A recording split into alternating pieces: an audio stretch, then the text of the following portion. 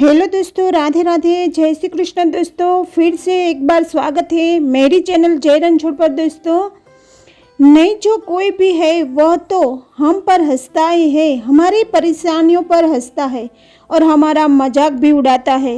लेकिन हाँ, ऐसी परिस्थिति में अगर हम भगवान कृष्ण का हाथ थामेंगे तो हमें सही रास्ता जरूर पता चलेगा और भगवान कृष्ण की कृपा जिस पर हो सकती उसकी ज़िंदगी तो सुनहरी बन के ही रहेगी, उनकी ज़िंदगी तो सुनहरी बन के रहेगी। तो दोस्तों, आपके परेशानी के लिए भगवान कृष्ण ने आज का ये संदेश आपके लिए भेजा है। तो बस आपको एक काम करना है।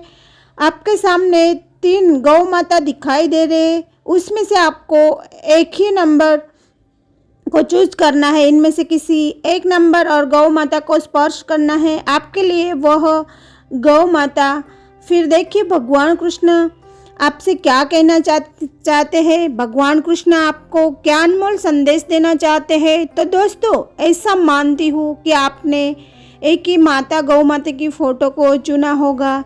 जिसने नंबर 2 गौ माता को चुना है, उनके लिए भगवान कृष्ण कहते हैं, यह जानते हैं, भगवान कृष्ण कहते हैं कि लोग नज़रअंदाज तभी करने लगते हैं जब उन्हें आपसे बेहतर मिल जाता है या फिर वह आपसे बेहतर इंसान को ढूंढने की कोशिश में होते हैं। अरे इतना मत बोलिए कि हर कोई आपके चुप होने का इंतज़ार करे, इतना मत बोलिए कि हर कोई आपको चुप रहने का इंतज़ार करे, बल्कि इतना बोलकर चुप हो जाइए कि लोग आपको दोबारा सुनने का इंतज़ार करें, लोग आपको दोबारा सुनने का इंतज़ार करें। यहाँ पर खूबियाँ देखो कि तो हर कोई प्यार करेगा, खूबियाँ देख के तो हर कोई प्यार करेगा, नज़दीक आना चाहेगा, लेकिन हृदय में स्थान केवल उसे दो जो कमियों देखकर भी आपके साथ रहना चाहेगा, कमियों देखकर भी आपके साथ रहना चाहेगा। आजकल ज़रूरत से ज़्यादा अच्छा होना भी ज़रूरत से भी ज़्यादा जलील कर देता है। अरे इस दुनिया में तो ज़रूरत है, ज़्यादा अच्छा होने भी ज़रूरत से ज़्यादा जलील कर देता है। ज़िंदगी में उसे कभी भी नज़रअंदाज मत करो जो तुम्हारी बहुत परवाह करता है, और वरना एक दिन तुम्हें यह भी एहसास हो जाएगा कि पत्थर जमा करके चक्कर में तुमने अनमोल रत्नों को ही खो दिया। पत्थर जमा करने के चक्कर में तुमने अनमोल रत्न को भी खो दिया। इसलिए तुम्हारे पास अगर कोई अनमोल रत्न है तो उसकी कदर करना सीखो। एक बात हमेशा याद रखना, तारीफों से पुल के नीचे मतलब की नदी बहती है, तारीफों के पुल के नीचे मतलब की दुनिया बहती है। इसलिए अगर कोई तुम्हारी तारीफ करे तो जरा संभल के रहना। अतीत पर रो मत, अतीत पर रो मत। हो जो चुका है भविष्य के बारे में हद से ज़्यादा तनाव मत लो, क्योंकि वह भी अब तक आया ही नहीं है। इसलिए वर्तमान में जीना सीखो और उसे खूबसूरत बनाओ, वर्तमान में जीना सीखो और उसको खूबसूरत बनाओ, और भविष्य में तुम्हारा ही होगा। और हाँ, एक बार हमेशा याद रखना, वर्तमान जब जीते हो तब भगवान कृष्ण को जरूर याद करना, क्योंकि भगवान कृष्ण ही तुम्हारी भविष्य की ओर लेके जाते हैं। अभी जिन्होंने गौ माता नंबर 3 चुना है, उसके लिए भगवान कृष्ण कहते हैं कि अरे कुछ रिश्तों को वक्त के हाल पर छोड़ना बेहतर है, और हाल पर ही छोड़ना बेहतर है। आखिर वक्त ही बताएगा उन्हें संभाल के रखना है या फिर अधूरा छोड़ना है। यह कलयुग ऐसा ही है, ये कलयुग ऐसा ही है। यहाँ के लोग खुद की परेशानी से कम और दूसरों की खुशियों से ज़्यादा दुखी होते हैं।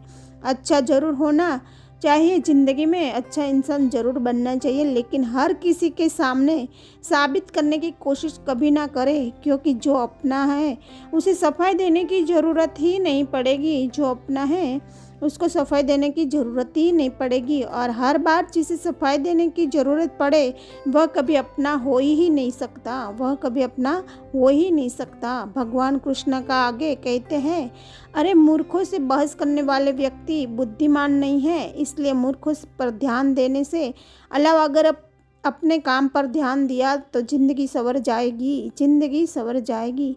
इस कलयुग में लोग आपकी कदर तब करते हैं जब आपकी उन्हें ज़रूरत होती है।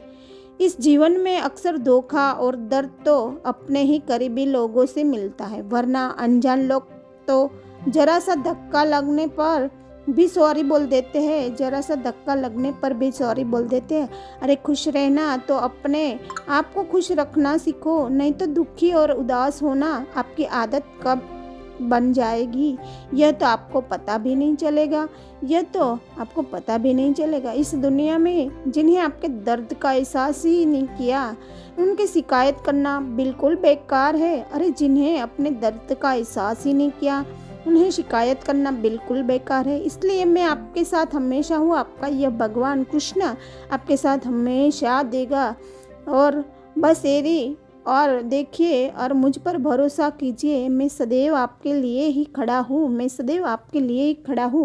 अभी जिन्होंने आगे का गौ माता नंबर 3 चुना है उसके लिए कृष्ण भगवान कहते हैं, भगवान कृष्ण ऐसे लोगों से कहना चाहते हैं कि अरे इस दुनिया में जो आपको सम्मान दे उसी को सम्मान दे, जो आपको सम्मान दे उसी को सम्मान दे, हैसियत दे। पैसा दौलत शोहरत देकर सिर को झुकाना कायरता का लक्षण होता है। अरे पैसे दौलत शोहरत देखकर सिर को झुकाना तो कायरता का लक्षण होता है। जैसे जैसे आयु बढ़ती है वैसे वैसे समझ में आता है कि तुमने व्यर्थ ही उन लोगों को महत्व दिया जिनका आपके जीवन में कोई योगदान ही था नहीं, आपके जीवन में कोई योगदान था ही नहीं। जीवन में ये 3 बातें हमेशा याद रखना। देखो, चोरी चुगली और झूठ, ये 3 बातें इंसान को चरित्र को मलिन कर देते हैं। चोरी चुगली और झूठ 3 बातों इंसान के चरित्र को मलिन कर देते हैं। इनमें हमेशा दूर रहे और यह 3 चीज़ें जिसके पास होते हैं उनके सिर पर कभी भी भगवान कृष्ण का हाथ होता ही नहीं। जीवन में हमेशा अर्जुन की तरह भगवान कृष्ण का ही सारथी बनाओ। कृष्ण को ही सारथी बनाओ, क्योंकि वह कभी आपके जीवन का लत की ओर लेकर नहीं जाएगा और आपके मन को कभी भटकने भी नहीं देंगे। अरे जिसका साथ साक्षात भगवान श्री कृष्ण होता है उस इंसान को तो अर्जुन बनना ही है।